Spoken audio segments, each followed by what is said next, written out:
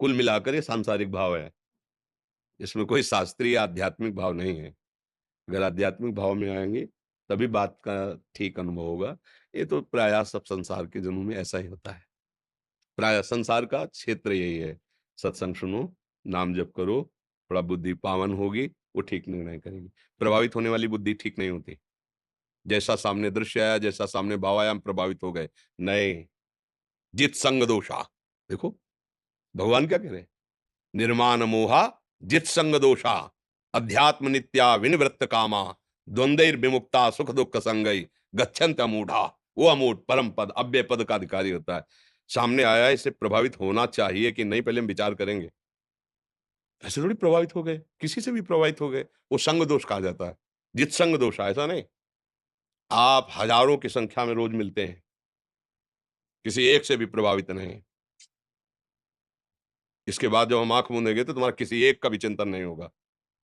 जिसका चिंतन होता है उसी का चिंतन, अब वो जिसे भेद दे, वो आपके लोगों के भाव में होगा।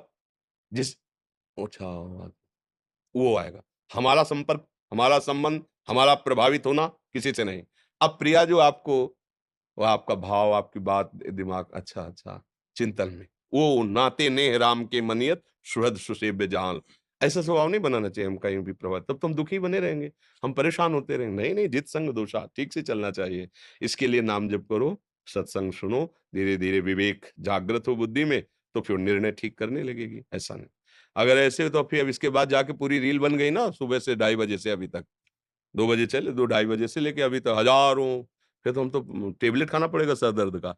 कोई रो रहा है, कोई प्रश्न कर रहा है, कोई प्रणाम कर रहा है, कोई कुछ कर, फिर नहीं, मेरे प्रभु का विराट रूप है, उनकी लीला चल सब ऐसे, जैसे बोर्ड में लिखते जाओ और उससे करते जाओ। नहीं क्या होता है, मिट, हाँ, विवेक तत्काल अपहरण करता चला जाता है, शांत शांत शांत, सब हटाता चला जाता है। तो जो बैठे हैं वही केवल समझ में आ गए, और सब उनका विलास है, 1 मिनट में मिटा दिया। विवेक शक्ति, वो जागृत करो, विवेक। हाँ, दूसरों को पढ़ाना सहज है, अपने मन को पढ़ा पाना बहुत कठिन है। दूसरों को उपदेश दे देना सहज है, अपने मन को चेला बनाना बड़ा कठिन है। जो मन को चेला बना लिया वही गुरु, वही गुरु। अगर मन को चेला नहीं बना पाया तो गुरु नहीं।